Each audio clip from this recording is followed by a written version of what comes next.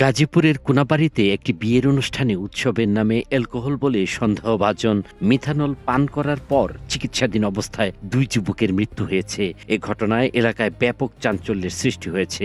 ঘটনার পর অভিযুক্ত ব্যক্তি পলাতক রয়েছেন বলে জানিয়েছে পুলিশ। 19 জুলাই রোববার ভোর 4টার দিকে ঢাকা মেডিকেল কলেজ হাসপাতালে চিকিৎসাধীন অবস্থায় প্রথমে সজীব এবং একই দিন বিকেল 4:30টার দিকে রনি মিয়া নামক দুই যুবক মারা যান। নিহত সজীব ময়মনসিংহ জেলার ঈশ্বরগঞ্জ উপজেলার জুনিয়র বাজার এলাকার আব্দুল রাজ্জাকের ছেলে। তিনি কোনাবাড়ী থানার বাইমাইল কাদের মার্কেট এলাকায় ভাড়া বাসায় থেকে কাঁচামালের ব্যবসা করতেন। অপরদিকে নিহত রনি মিয়া একই উপজেলার মোস্তফা ইসলামের ছেলে। তিনি বাইমাইল কাদের মার্কেট এলাকায় নানির সঙ্গে বসবাস করে আশুলিয়া পলিটেকনিকে পড়াশোনা করতেন।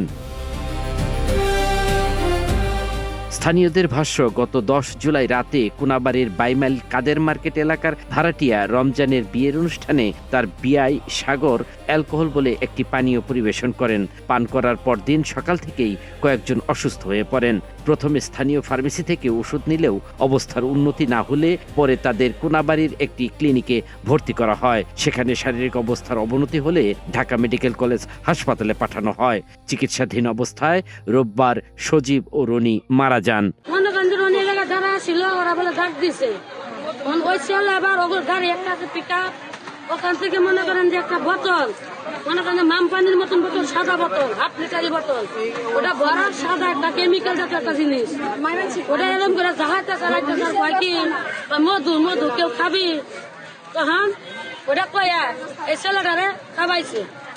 ছেলেটা খায়া বলছে বলে এরকম লাগে কে, এরকমই খাওয়ার পরে আবার আরেকজনে খাওয়াইছে জিনিস, তুই কিন্তু খাই নাই। কারণ এই জিনিসটা ওকে খাওয়ানোর কারণটা কি হয় এখন স্যার ভাই ডাক্তারি পরামর্শ যা আসছে রিপোর্টে, যদি উনি অপার দেবে তাহলে ওনার বিচার হবে। তাছাড়া আমি কি বলতে পারবো। নিহত রনি মিয়ার নানি রেজিয়া খাতুন পরিকল্পিতভাবে বিষাক্ত পানীয় খাইয়ে তার নাতিকে হত্যা করা হয়েছে বলে অভিযোগ করেন।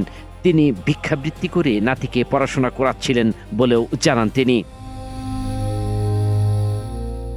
গাজীপুর মেট্রোপলিটন পুলিশের কোনাবাড়ী থানার ভারপ্রাপ্ত কর্মকর্তা মোহাম্মদ ইফতেখার হোসেন জানান, শাহবাগ থানা থেকে ঢাকা মেডিকেল কলেজ হাসপাতালে চিকিৎসাধীন সচিবের মৃত্যুর বিষয়ে একটি বার্তা পেয়েছেন। পরে আনুষ্ঠানিকভাবে রনি মিয়ার মৃত্যুর খবরও জানতে পেয়েছেন।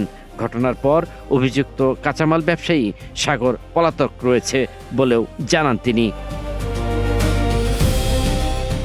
এদিকে পুলিশ জানিয়েছে, ময়নাতদন্তের প্রতিবেদন ও রাসায়নিক পরীক্ষার ফলাফল পাওয়ার পর মৃত্যুর সঠিক কারণ নিশ্চিত হওয়া যাবে। তবে অভিযোগের সব দিক গুরুত্ব দিয়ে তদন্ত করা হচ্ছে। আল মাসুদ নয়ন, নাগরিক প্রতিদিন।